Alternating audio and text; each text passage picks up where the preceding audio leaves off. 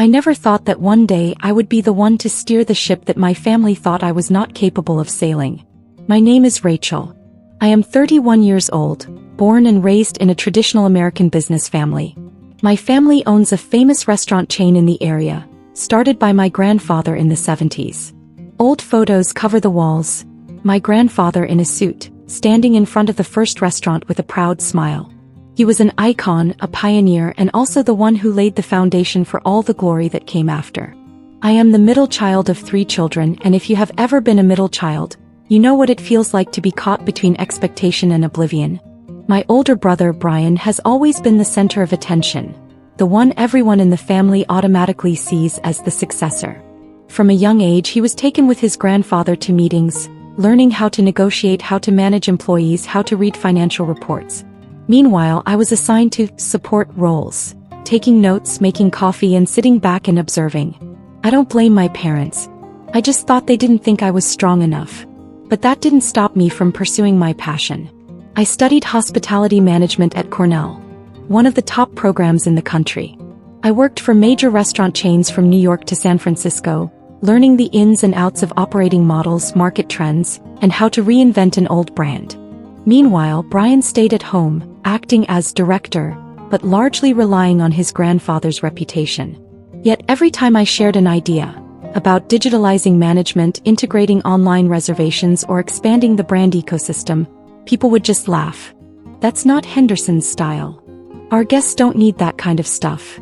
And the most heartbreaking words came from my mother. You should focus on building a family, don't take on too much. I still tried. I still attended meetings, took careful notes, tried to give valuable opinions. But every time, I only saw Brian's eyes passing by as if I was just an employee. And my grandfather, he loved me but never really had expectations of me like he did with Brian. Until one fateful day, the biggest meeting of the year. This was an internal meeting of the whole family, where the 5-year strategy was discussed, power and roles were divided. I waited forever but didn't see the invitation email. I called my mother. She said, "This is only for people with large shares and a voice in the company." I didn't say anything. I hung up. Then I cried in the car like an abandoned child that I used to think tears were weakness. But that day I knew it was the beginning of something else. A cold rage. A fire lit, not for revenge but to reclaim what I deserved. I began to plot that night. I looked at my bank account, looked at the business plan I had written but never dared to show. Then I pulled out a box. Inside were papers proving I owned 5% of Henderson's, given to me by my grandfather when I graduated from college. That gift had made me believe I had a place, but now it was the only thing I had left to start over. I sold the shares. I took all my savings, almost $400,000. To others it might have been a reckless gamble, but to me it was my ticket to freedom. And I vowed that, no matter how long it took, I would make them look back at me not with pity but with respect. I quietly left my family. Without notice. Without saying goodbye. I rented a small apartment on the other side of town, where I knew a Henderson's branch was underperforming. I started looking for a location. Something special enough to not be compared, but close enough to create direct competition. Within 3 weeks, I had signed a lease for a spacious space with private parking and a prime frontage location. I hired a branding team, chose a restaurant name, Ember and Oak, representing a lasting flame and strong roots. I worked 16 hours a day from menu planning, sourcing, interviewing chefs to installing the most modern POS system. I integrated bookings through the app, customer loyalty programs, and linked to food review platforms. I didn't build a restaurant. I created an experience. And I did it all in silence. No one in my family knew. They still thought I was working somewhere, maybe getting married, living a quiet life. And I, day by day, step by step, built my own empire. The opening week, I held a private opening. Only invited famous food bloggers and reviewers in the area. I didn't expect anything, but after that day social media exploded.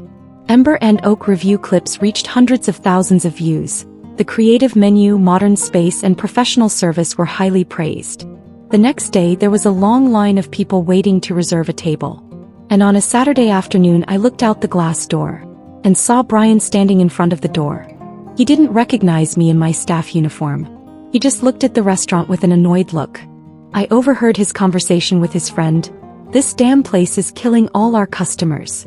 It's just opened and it's already undercutting the market." I smiled. He didn't know it yet, but the game had just begun. From the day I saw Brian standing silently in front of Ember and Oak, the first thing I felt wasn't victory. It was validation. Validation that everything I'd endured, the disdainful looks, the absent-minded words, the decades of neglect, had finally paid off. I wasn't just opening a restaurant. I was building a manifesto. A protest to all those who told me I should know my place. Those who thought I was good only at making coffee, standing in the shadows and keeping quiet. But the price of independence was not small. There were nights when I fell asleep on the kitchen floor because I was too tired to go back to my apartment. There were days when I cried in the bathroom over a 1-star Yelp review because a customer couldn't find a parking spot. I had no one to lean on. No family to call to complain. No mother to ask for the recipe for a traditional soup. I had only myself. And that, oddly enough, became a strength. I wasn't bound by other people's expectations. I could take risks, experiment, and fail, as long as I learned something. While Henderson's stuck with its old-fashioned, repetitive grilled chicken and ham sandwiches, I launched a fusion menu that combined Mexican and Japanese flavors. While they were handing out coupons, I created a chef's table package where the chef personally talked to customers about the journey of creating the dishes. The result? Ember and Oak went from a relative unknown to a modern dining icon in the city. I didn't buy articles, I didn't pay for advertising. It all came from real quality. My mother called for the first time in almost a year. She asked how I was, said she'd heard, "You opened a restaurant or something," and congratulated me. Her voice was strained, as if she'd forced herself to swallow her pride. I simply replied, "I'm fine." My cousin, the one who had laughed at me when I proposed the idea of changing the menu at Henderson's, now inboxed me for strategic cooperation, and asked if I would take on the franchise. I didn't reply. And Brian? He was silent. But I knew he was watching my every move. A few of his former chefs had applied for jobs at Ember and Oak.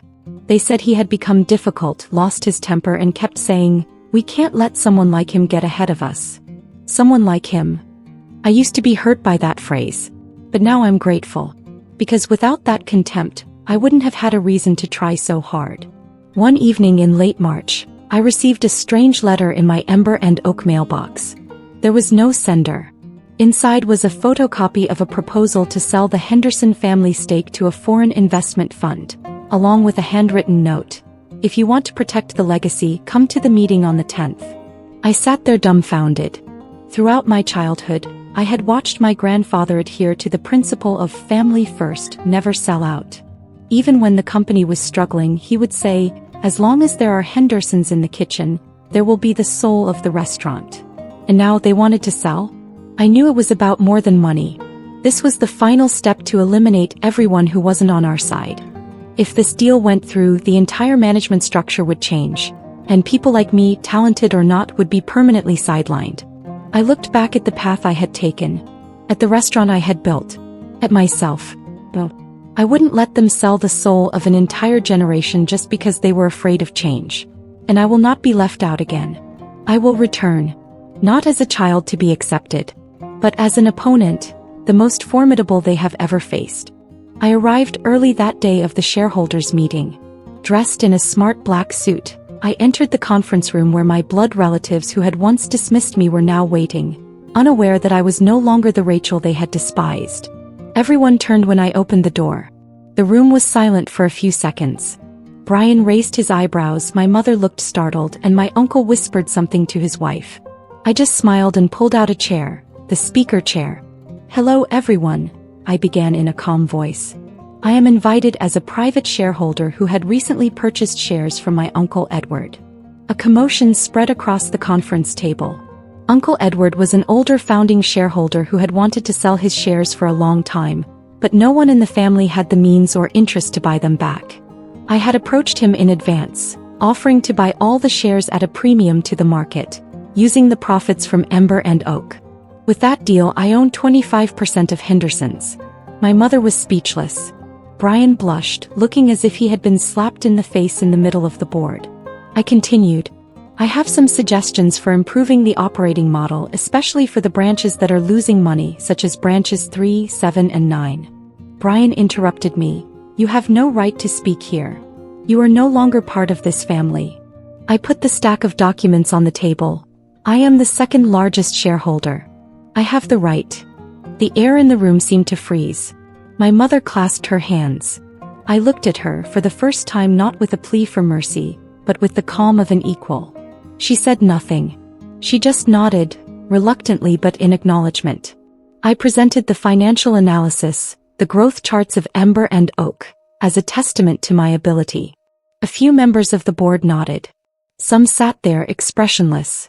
Brian, on the other hand, began to lose control. You're using tricks. You're using social media. That's not sustainable. I just quietly showed him the partnership agreement between Ember and Oak and an international F&B investment group, proposing to expand to 5 states in the next 2 years. Brian was silent. I stood up, not waiting for another word. But as I walked out of the room, my mother called out to me, "Rachel." I turned around. She looked at me for a long time and then said softly, "You really can do it."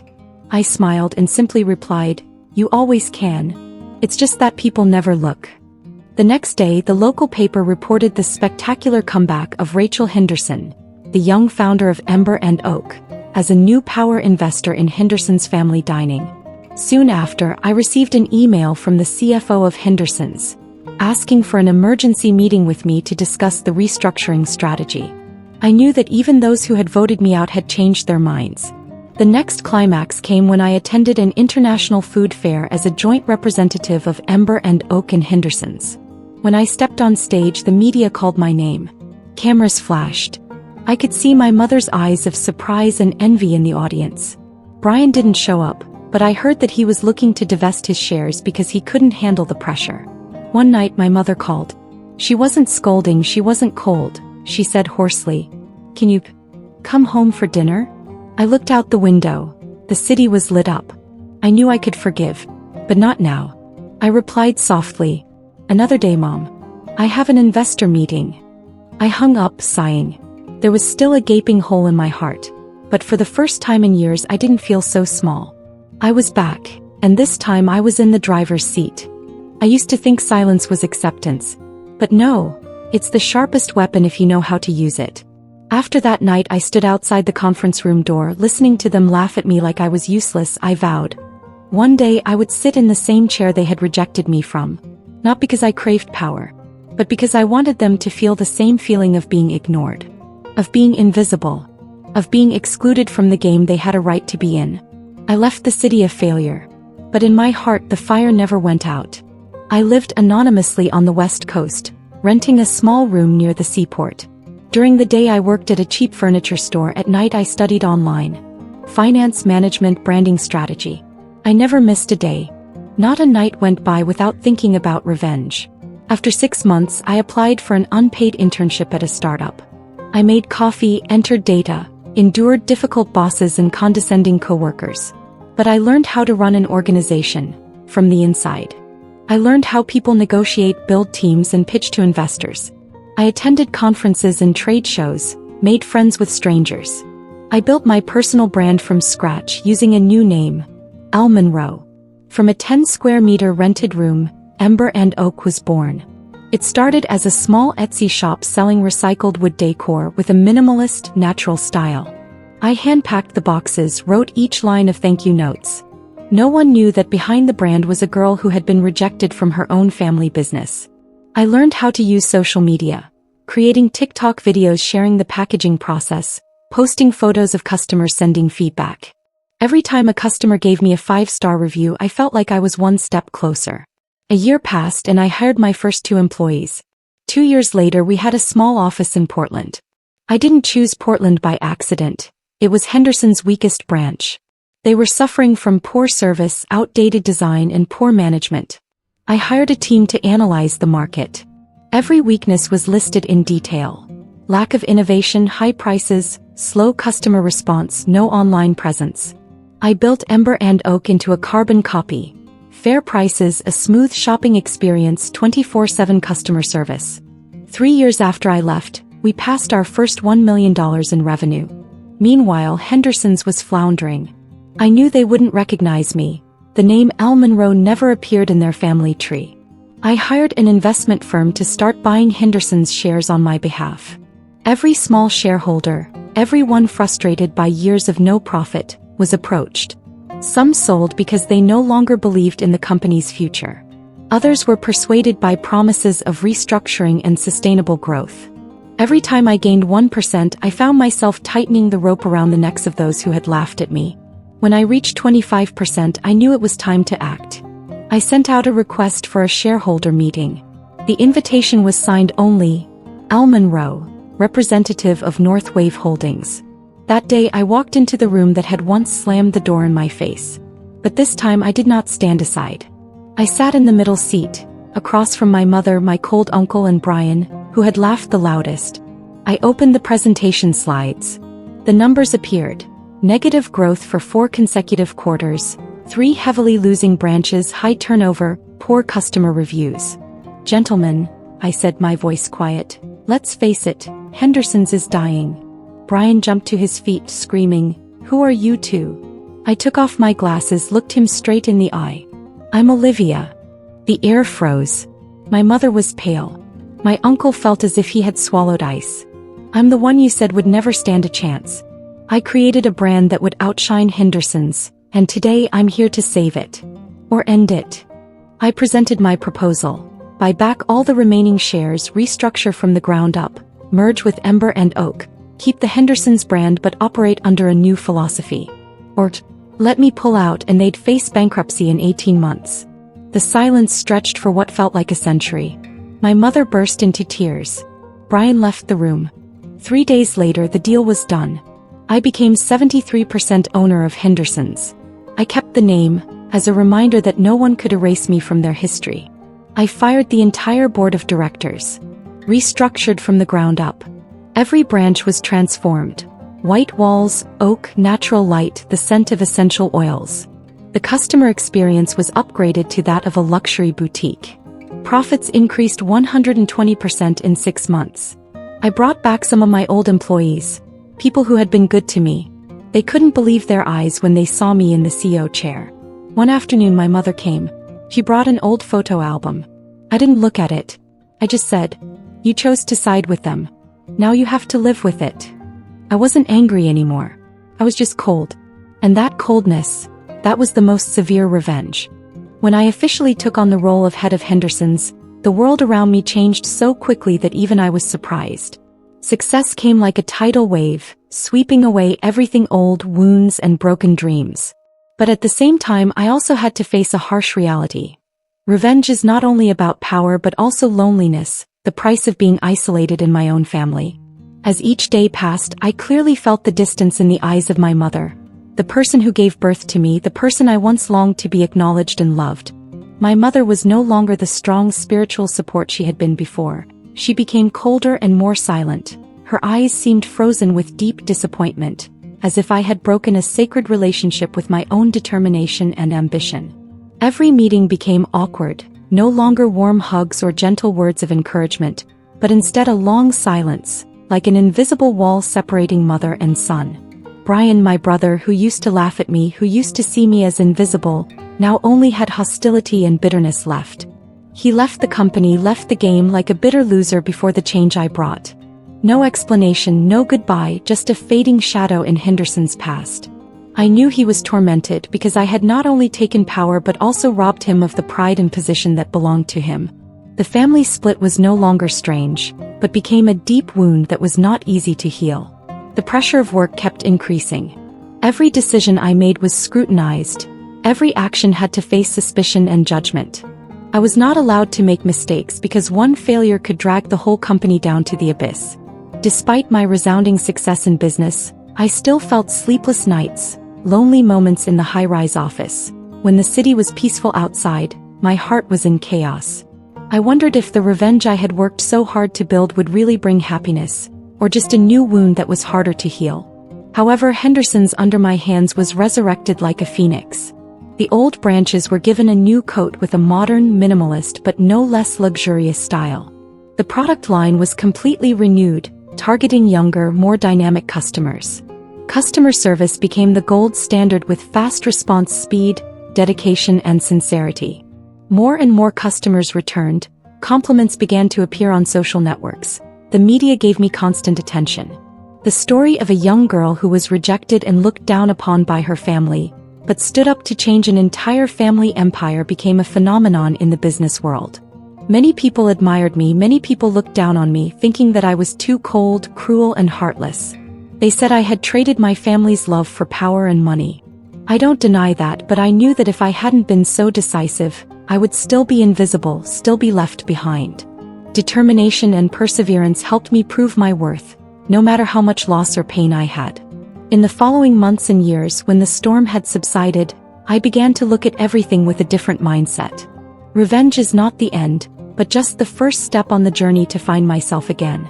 I realized that true strength does not lie in power or money, but in forgiveness, in the ability to overcome hurt and appreciate deeper spiritual values. I tried to mend the damaged relationships in my family step by step, although it was not possible to return to the way it was, but sincerity and understanding helped us get a little closer. My mother, although still angry and silent at times, began to open up more. Short but sincere conversations began to appear, like a small ray of light in the darkness. Brian chose a separate path and I learned to accept that difference, although my heart was still a little sad. I know that not everything can be completely mended, but it is these efforts that make me feel like I am truly growing up. I sat in my office, looking out at the night sky filled with lights, feeling a different peace than everything else. The revenge of success had ended, but the journey of self-discovery and self-affirmation had just begun. I was no longer the naive, despised girl of the past. I was someone who dared to stand up, step through the darkness and write my own story. That was something no one could take away, nor could it be replaced. Success, loneliness, loss, and forgiveness, all intertwined to create a story not only about revenge, but also a journey of maturity, a journey of a strong woman overcoming herself and fate to find her own voice in life. I hope this story serves as a reminder to all of us. Never let anyone make you feel small, never be afraid to stand up for yourself, but also never forget that the greatest strength is knowing how to love and forgive, no matter how cruel life gets. The story you just heard is not simply about revenge or success. It is a complex medley of emotions: hurt, anger, determination, and ultimately self-affirmation. But have you ever wondered, did she do the right thing? Was using power to seek revenge the only way to regain respect and justice? Or perhaps forgiveness or a different approach would bring more peace? Judging in situations like this is not easy. Why? Because you have never been in her shoes, never suffered the pain of being abandoned by your family, of being pushed aside by your loved ones for things you cannot control. That pain cannot be measured in words or numbers. It is so deep that it can break anyone. But she chose to get up, and not just get up, but to rebuild from the ashes with her own strength, intelligence, and willpower. You may feel sympathy for her, or you may feel anger, but the important thing is to try to put yourself in her shoes. If you were the one who was abandoned, ignored, underestimated by your own family, how would you react? Would you suffer in silence, or would you rise up to prove that you were not invisible? And if you chose revenge like her, how would you do it? Is such a detailed, cold, and ambitious plan the only way? But there is also a bigger question. Does success heal the wound? When she stands at the pinnacle of power, does she feel truly happy? Or is it just a feeling of loneliness and emptiness when loved ones are gone, when relationships are damaged beyond repair? And what do you think about her not changing the company name, but keeping the old name as a strong reminder? Is it a sign that she hasn't completely let go of the past, or is it simply a calculated strategy? Life is not simple, and neither are her choices. Revenge doesn't always mean cruelty or selfishness. Sometimes it's a way for a person to find themselves again, to affirm the value they deserve. But sometimes success is not enough, and forgiveness is the true healing medicine. This story raises many questions that you, the viewer, can answer for yourself. What would you do if you were in a similar situation? Would you choose to forgive or stand up and fight? What do you think about the power of silence and the role of perseverance in life? And most importantly, do you believe that everyone can rewrite their life story the way they want? Now, we want to hear your thoughts. Share your thoughts on this story in the comments section below. You may agree or disagree with how she did it, but the important thing is that we discuss, learn, and grow together. Every opinion is valuable and can help people see the problem from different perspectives. If you find this story inspiring or thought-provoking, don't forget to click the like button to support the channel. Subscribe to the channel and turn on the notification bell so you don't miss the next honest, profound, and emotional stories we bring. And if you know someone who is going through difficulties in their family or work, share this video with them. Who knows, this story may be the motivation to help them stand up and change their life. Thank you for taking the time to listen, and remember that each of us has the power to write our own story. A story of resilience, confidence, and never giving up.